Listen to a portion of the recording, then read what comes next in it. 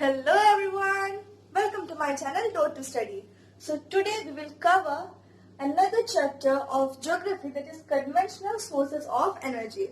So this is also a one short video, and without wasting time, let's get started. Because we have to cover the whole chapter of conventional sources of energy in one video only. Okay. Before a few days I uploaded mineral resources and water resources, soil resources. These all chapters, one short video is already covered. Okay, so let's get started. See, first of all, conventional sources of energy. This means the sources that we are using, that we have been using for ages. Okay, and there are chances that they get exhaust. That is, they can exhaust. Okay. One day will come, if we continue the use like this at a rapid rate, then one day will come when these sources would be exhausted. Understood? So therefore, these are the conventional sources of energy. Now what are the conventional sources? Example, coal, petroleum, etc. are the conventional sources of energy. Okay. Now non-conventional sources means the sources of energy which do not get exhausted, like wind and solar energy, like that. Okay, so in here we will first cover about coal. Okay, you know, coal is used for domestic purposes also, that is for it's used as a fuel for cooking, and it is also used in industries. Okay, it's also used in industries, that is in furnaces, as a fuel. Now let's see how it's formed. See, it is basically formed from the vegetable matter. Okay, that is the remains, जो vegetables का जो peels वो सब जो रह जाता है, उसी से ये coal formation होता है. Not only vegetables, leaves and twigs, all those things, by accumulation of all those plant matter, coal formation takes place. Now what happens year after year when this vegetable matters lay underground, then due to excessive pressure and heat, coal formation occurs. Okay, मतलब कि अर्थ के under में जब वो रहता है, then उसके ऊपर प्रेशर बढ़ता जाता है, हीट बढ़ता जाता है, तो वही एक्सेसिव प्रेशर और हीट की वजह से कोल फॉर्मेशन होता है. Okay, now based on the amount of carbon they have, मतलब कि कार्बन कंटेंट और कितना मॉइस्चर है, क्या क्वालिटी है, वो सबको बेस करके कोल जो है उसका 4 वेराइटीज है. Okay, so based on that we have 4 varieties of coal based on the amount of carbon, that is based on the carbon content, moisture, etc. We have 4 varieties of coal. Okay, the first one is the anthracite coal. Now it's the hardest. Okay, among all the 4, anthracite coal is the hardest and is the best variety of coal, So if one mark of question comes, which is the best variety of coal, then anthracite coal is the best variety of coal. Okay, now why it is the best variety of coal? What's the reason? The reason is that it has 90% of carbon content. Understood? It has 90% of carbon content. So therefore, that's the reason why anthracite coal is the best variety of coal. Next, it burns for very long time. Okay, it burns for very long time, but a very advantageous thing is that it leaves very little ash behind, or the smoke that comes out of anthracite coal is very less. Okay, that is, pollution caused in comparison to the other coal is less. Understood? Now, furthermore, it has high heating value. Yes, that is, the calorific value is high. Okay, that is the energy released by burning the coal is very high. So it's useful for various industrial purposes as well as for domestic purposes.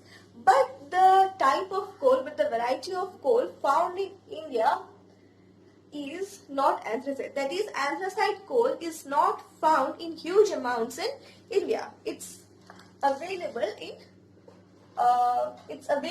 in India is very less. Understood? Now, the next one is the bituminous coal. And furthermore, here, yes, you might have seen coal, isn't it? Now, while you see coal, you will observe that there are branded structures, isn't it? Like stripes are there, isn't it? But the anthracite coal are compressed to such a level that you will not see such bands. Okay, you will not see such bands in anthracite coal. And it's shiny too. It's shiny and its color is jet black. Okay, that's very dark black. Okay. Now next is bituminous coal. Now here in India, bituminous coal is found in large quantity. That is 80 to 90% of the coal found in India is bituminous coal. Okay, understood. Next, what about its carbon content? Bituminous coal has 50 to 80% carbon content. Okay, but here in anthracite coal, 90% carbon content was there, but whereas in bituminous coal, 50 to 80% carbon content. Therefore, you can see a wide range here, isn't it? That is, in some bituminous coal, the amount of carbon content is 50, in some 60, 70, 80. So here, a wide range can be seen. And therefore, there are various types of bituminous coal which are used for special purposes. Okay, each variety, each type has its own purpose. Now, the best among the bituminous coal is the steam coal. Okay, steam coal is the best among the bituminous coal. Now, why it's the best? Because the steam coal has 80% carbon content. So, it's the highest. Steam coal has the 80% carbon content. Whereas the household coal, which can be used for domestic purposes, has 50 to 80% carbon content. And one more very important and very useful bituminous coal is the coking coal. Okay. Now it's used in furnaces in industries to make coke. Okay. That is in blast furnaces. That is in absence of air. When this bituminous coal, when coking coal is burnt, then we get coke. Okay. Now it's also fuel which is very hard and strong and rock-like structure. Okay. Now this coke is used for various other purposes, for various smelting purposes in the industries. Understood? Let's move on to the next one, that is the lignite coal. What's it? It's the lignite coal. Now lignite coal is also known as brown coal. See, lignite first is anthracite, 90% carbon content. Second is bituminous, 50 to 80% carbon content. Next is lignite, that it has 40% carbon content. Okay, which means the quality of lignite coal is lower than that of anthracite and bituminous, and it's also known as brown coal. And along with carbon, it also has a great amount of moisture. Understood? So here we cover three varieties. Now the fourth one is peat. Okay, peat coal. Now it's the inferior quality coal. Among the four varieties of coal, the carbon content in peat is the least. Okay, now why it's the least? Because it's the first stage of coal formation.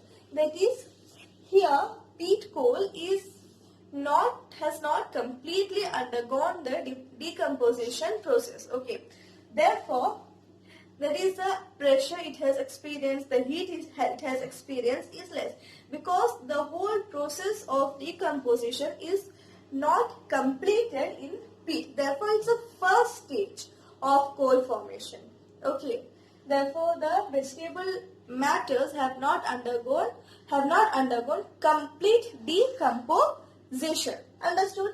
So here we have covered all the four varieties of coal. What are they?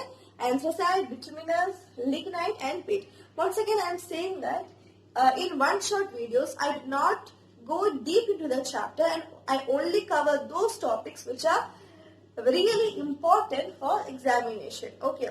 Now, if you want the whole explanation of the chapter with details, then you can watch my previous videos in which I have uploaded 3 to 4 videos from this chapter, that is from conventional source of energy alone. Understood? Anyway, now let's move on. See, in India, which is the oldest coal field? That is, the oldest coal field in India is in Raniganj. And where is Raniganj? Raniganj is in West Bengal. Okay, so very important. It's very important, and it also comes in maps. Okay, while I was discussing about maps, discussing about the distribution of minerals in maps, at that time we have marked Raniganj also. Okay, so if you don't know, then please do watch it and know it, because it can come in examination. And this was the oldest coal field. Oldest coal field is in Raniganj in West Bengal. And where is the largest coal field located in India? The largest coal field in India is in Jharia. And Jharia is in Jharkhand. Understood? Largest coal field in Jharia, Jharkhand. Understood? Now, see. Here, you saw 4 varieties of coal. Now in India what happens, according to the ages of formation, मतलब कि वो जो कोल form हुआ है वो कितना साल पुराना है, उसके बेसिस पे इंडिया में दो तरह के कोल फील्ड्स देखे जाते हैं. Okay, there are 2 types of coal fields in India based on the time of their formation. Okay. So the first one is Gondwana coal fields and the second one is the tertiary coal fields. Now, their classification is done on the time interval or on the time period from in which they have been formed. मतलब कि वो कितना साल पुराना है. Okay. First one is the Gondwana coal field. Now, this Gondwana coal fields, here the coals are formed around or about 200 million years ago. Understood? So the coal found in Gondwana coal fields are formed about 200 million years ago. Whereas the second one is the tertiary coal field, and here the coal is formed about 55 million years ago. Okay. So in comparison, tertiary coal field is new, isn't it? So tertiary coal field, the coal found here are formed before 55 million years, whereas Gondwana coal fields 200 million years ago. Understood? Now in India, 98% of the coal fields are Gondwana coal fields. Okay. Now, what are the characteristics of the coal found here? Here the coal is free from moisture and a very little amount of sulfur and phosphorus in it. That is, the coal found here are free from moisture and contains sulfur and phosphorus in small quantities. Whereas the coal found in tertiary coal fields have higher amount of moisture in them and also have phosphor and sulfur. So, they have phosphor and sulfur content and higher amount of moisture. Now, see, here you can see a word, Damodas. Now, what's it? The largest area of coal fields in the Gondwana coal fields is known as the Damodas area, and it's mainly found in the lower Gondwana areas. Okay. And here in tertiary coal fields, the Neyveli lignite field you can see. What's it? Neyveli lignite field. So it's the largest lignite field in South India. Okay, it's the largest lignite field in South India. So here by listening to all this, now you have got an idea about coal and its varieties and all. Now let's talk about the advantages and disadvantages of coal. What are the advantages? First of all, they are used as fuel, isn't it? They are a great source of power for running various machineries in industries as well as for various trains, ships. Although now trains are running in electricity, but earlier coal were also used, isn't it? And next, it's used for manufacturing of iron and steel. As you know, the coking coal is used, isn't it? Next, it's a source of direct heat and energy for domestic purposes. That is, we or that's the coal is used for domestic purpose. That's for cooking, isn't it? And next, many chemicals, a variety of chemicals such as ammonia, benzol, etc. are formed from coal.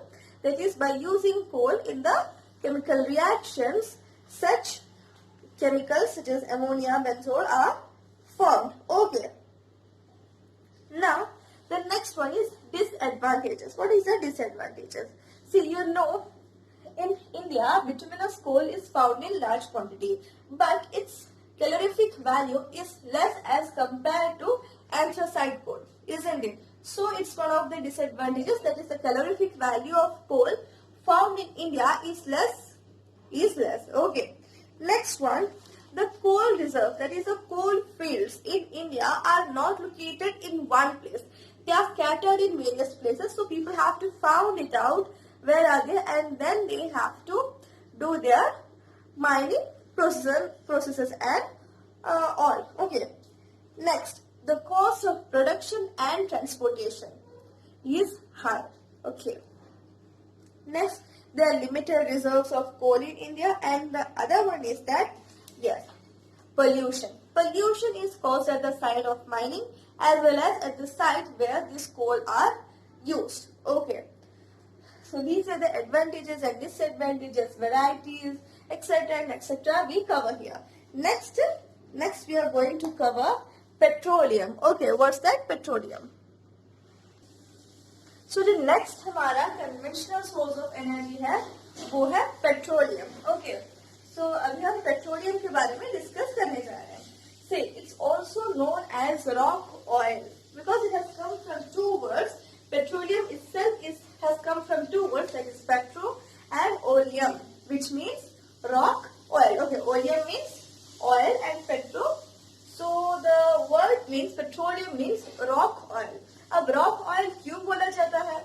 Because it's found under the earth's surface and particularly in the somewhere in between the sedimentary rocks. Okay, तो sedimentary rocks के बीच में ही हमें petroleum ज्यादातर देखने को मिलता है. Understood? Now see, each product of petroleum, okay, not even a single drop of petroleum is wasted, and that's the reason why petroleum is also called liquid gold. Okay, petroleum is also called as liquid gold because all parts or all portions or everything, every product and byproducts of petroleum are useful. Understood?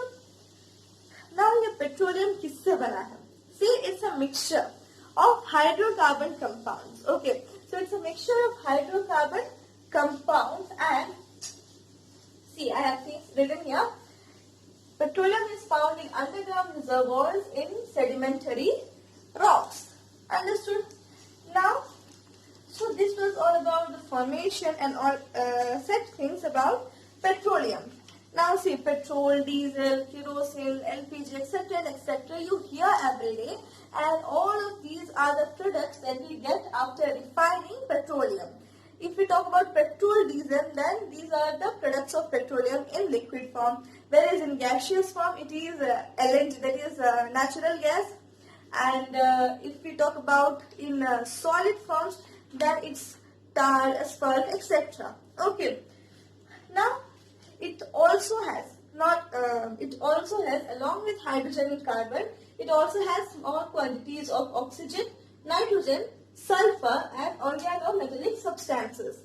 Understood? Now, what are the advantages and disadvantages of petroleum? First of all, advantage. It's a big advantage, that is petroleum has high density. अब इसका मतलब क्या है? High density means only 1 kg, even 1 kg of petroleum can generate 1000 kilocalorie of energy. Okay, 1000 kilocalorie of energy. 1 kg of petroleum can generate 1000 kilocalorie of energy. So just see how what's the calorific value of petroleum. Understood? The next one, see, petroleum is found in liquid form. So it's easy for transportation through vehicles or through pipelines. The next is it's a great source of energy.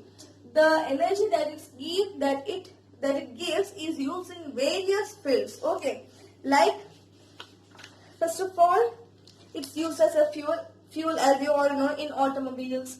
That is हमारे घर पे जो गाड़ी रहती है उसमें हम लोग पेट्रोल या डीजल फ्यूल जैसे यूज करते हैं, isn't it? Now natural gas is also used by some vehicles such as autos and all, isn't it? So they are used as fuel. Next, petroleum. After refining petroleum, a variety of products like petrochemical products like synthetic rubber, synthetic fiber, polystyrene, PVC, phenol, gasoline, carbon black, printing ink, film photography, cosmetics, paints, varnishes, lubricant, oil and paraffin wax. These all are the products of petroleum. These all are the products and byproducts of petroleum, and these are used in our daily life in various forms. Okay. The next one is petroleum is also used for power generation in some of the industries. Okay. Now let's move on to the disadvantages. See, as you all know, petroleum is a non-renewable source of energy, isn't it?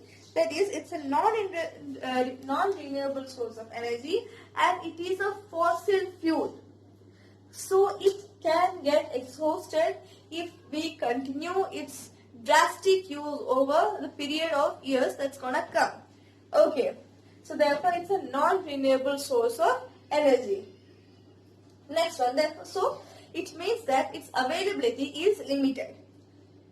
Next, pollution. Yes, after burning these fuels, a great deal of pollution is caused, which ultimately leads to global warming. Okay. The next one, it's costly. That is, petroleum is costly. That's why, as you know, why it's costly? Because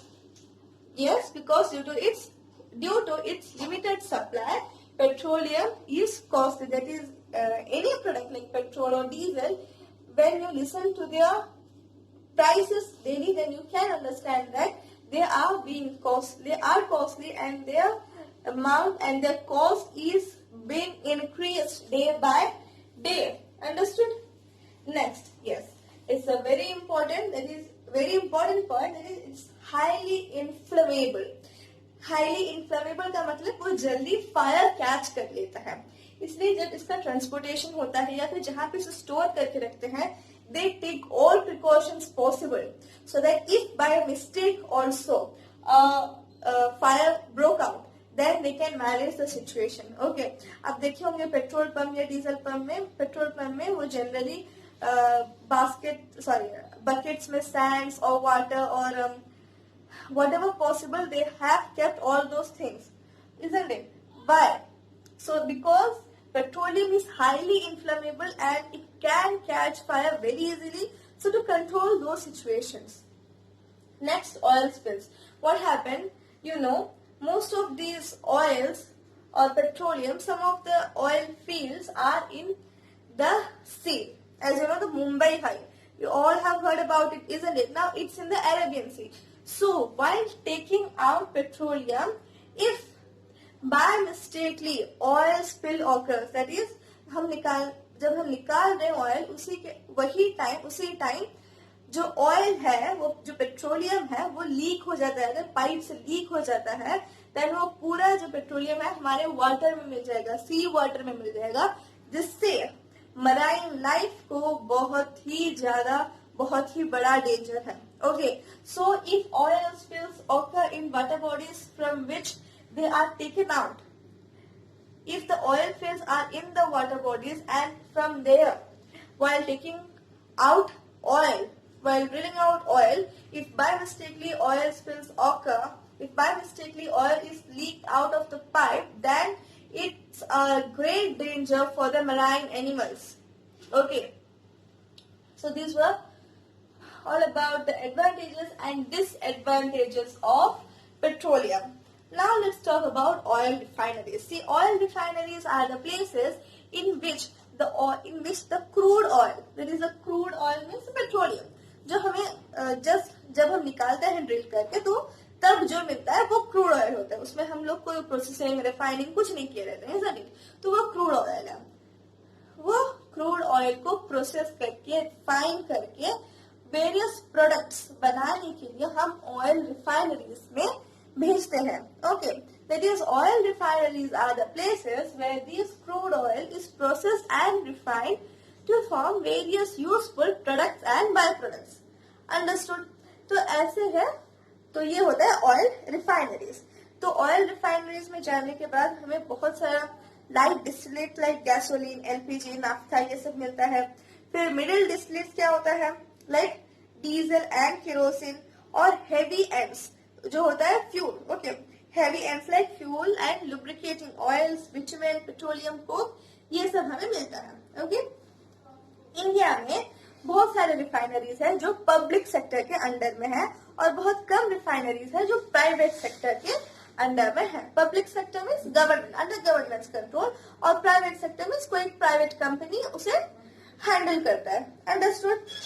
now कौन सा था first private sector oil refinery in India? Okay, it can come as a one marker. Okay, so what was that? Reliance Petroleum Limited. What's it?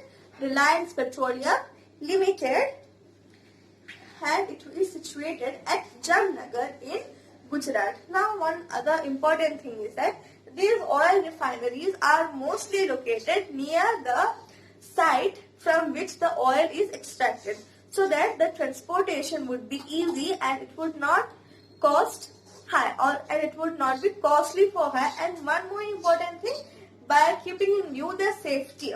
Okay, because if we transport the petroleum over long distances, then there are chances of catching fire or the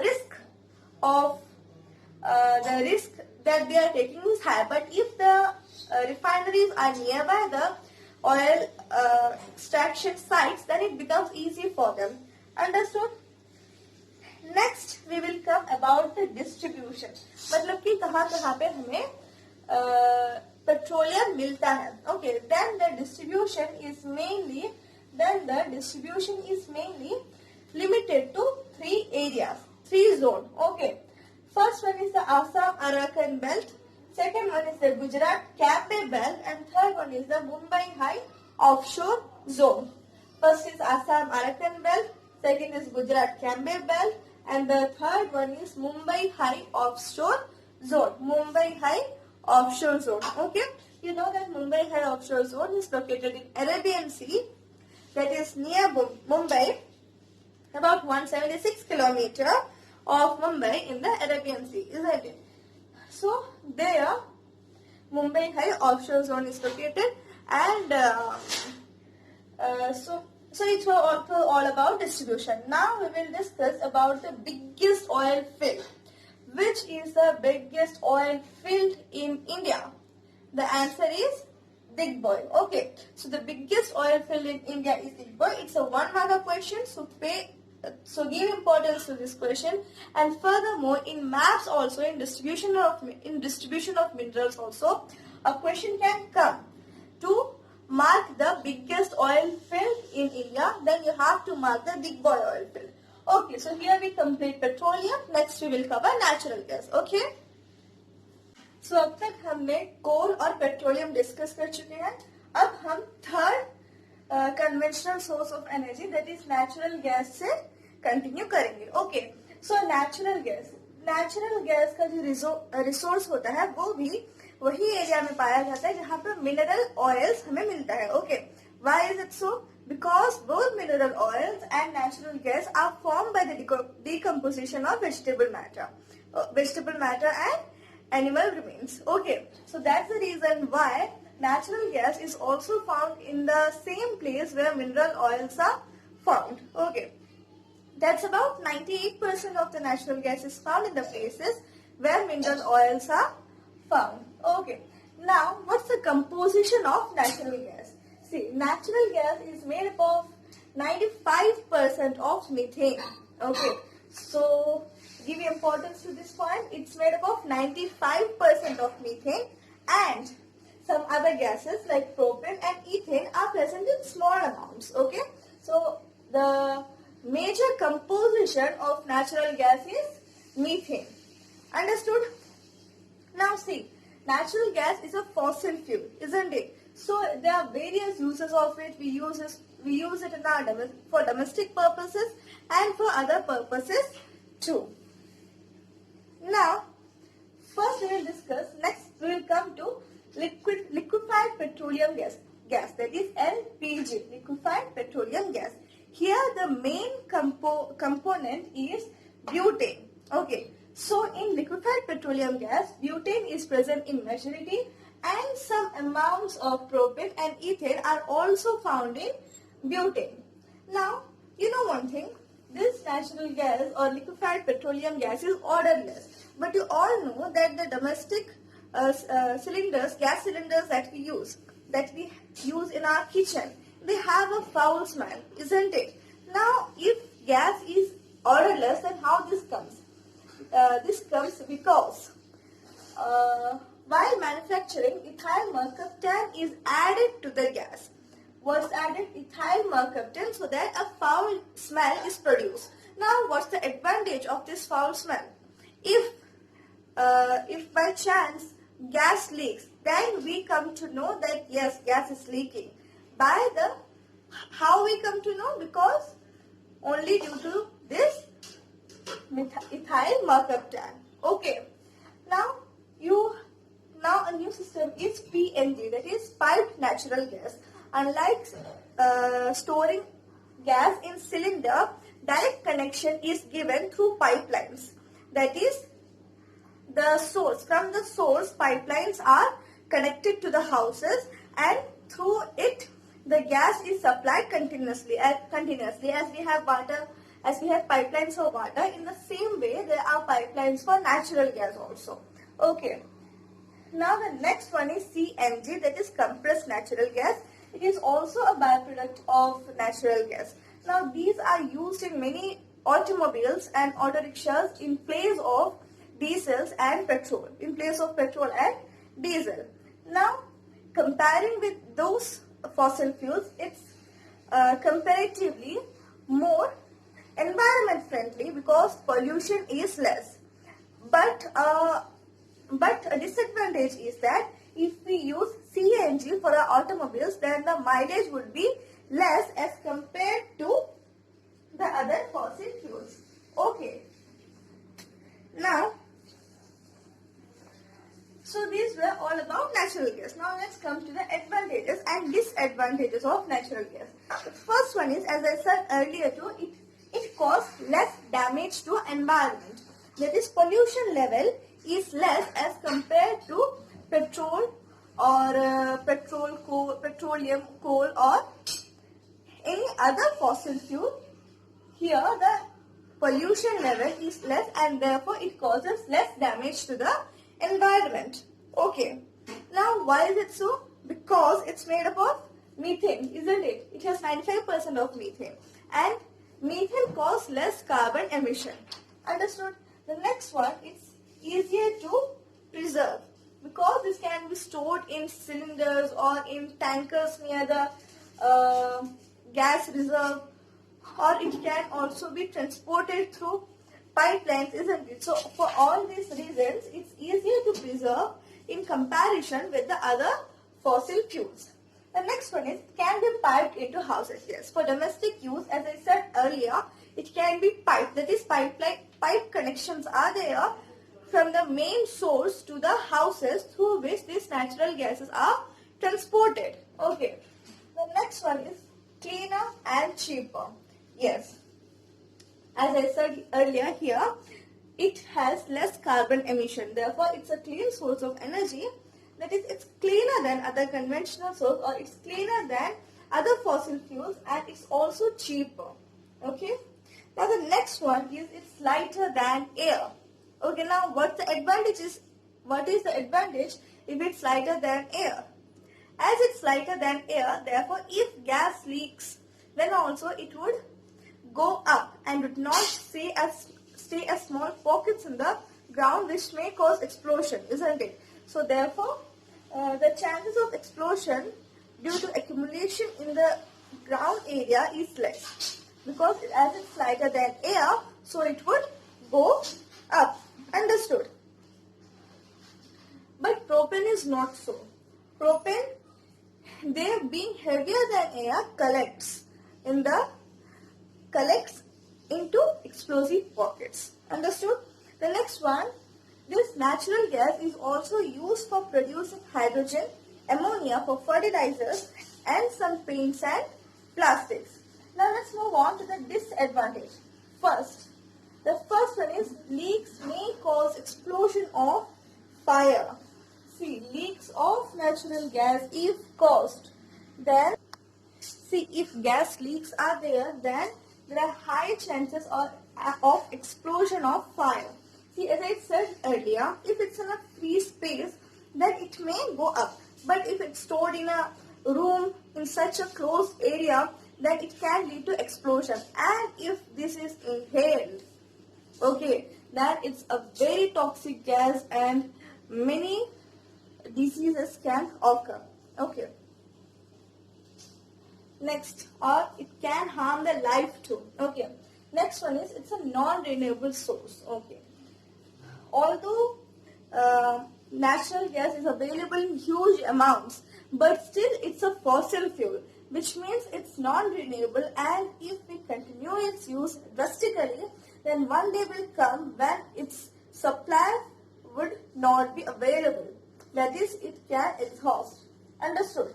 The next one, the natural gas production and distribution is expensive. Yes, the production of natural gas and the transportation of natural gas to various places is expensive.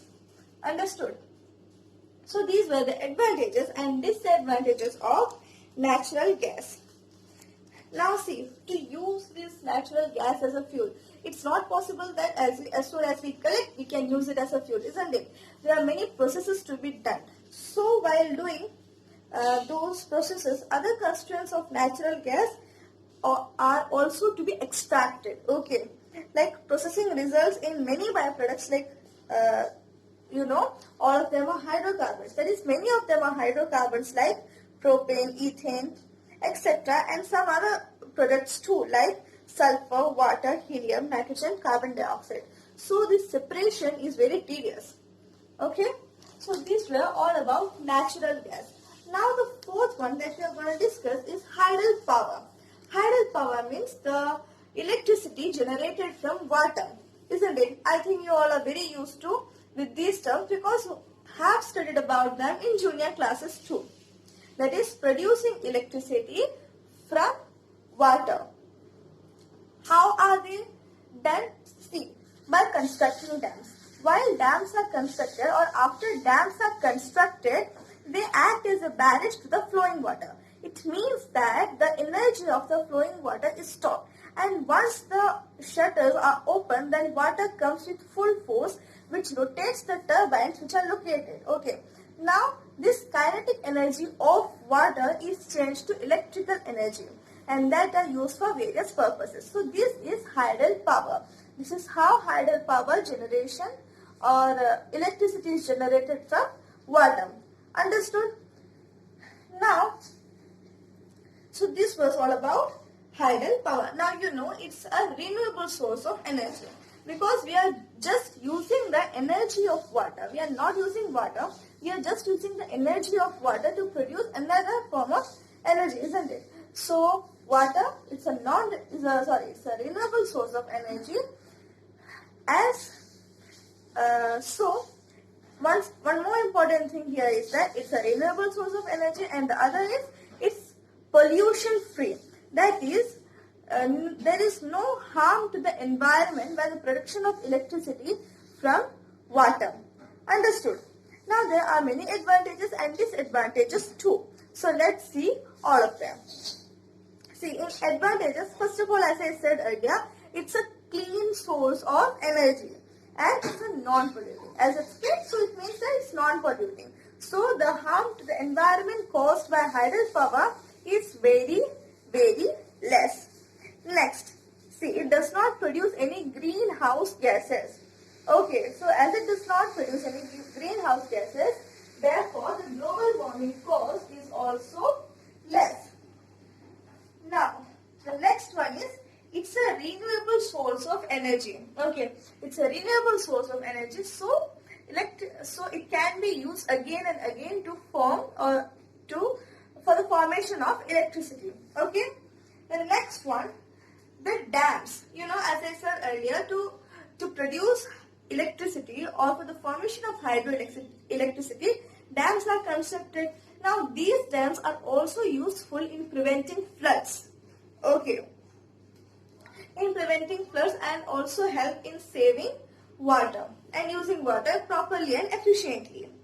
Next, it is economical and sustainable as it saves on fossil fuels and it is cheaper than electricity produced from fossil fuels and nuclear power. So the electricity हमें hydel power से मिलता है वो cheaper भी रहता है और cheaper रहता है किससे, फॉसिल फ्यूल से, नॉन पोल्यूटिंग भी होता है और जो फॉसिल फ्यूल्स हमारा ड्रेस्टिकली डिक्रीज हो रहा है उसको कम करने के लिए कुछ हद तक हेल्प करते हैं, क्योंकि हम पूरा इलेक्ट्रिसिटी फॉसिल फ्यूल्स से जो बनता है उसे ना यूज करके हाइडल इलेक्ट्रिसिटी भी यूज कर रहे हैं.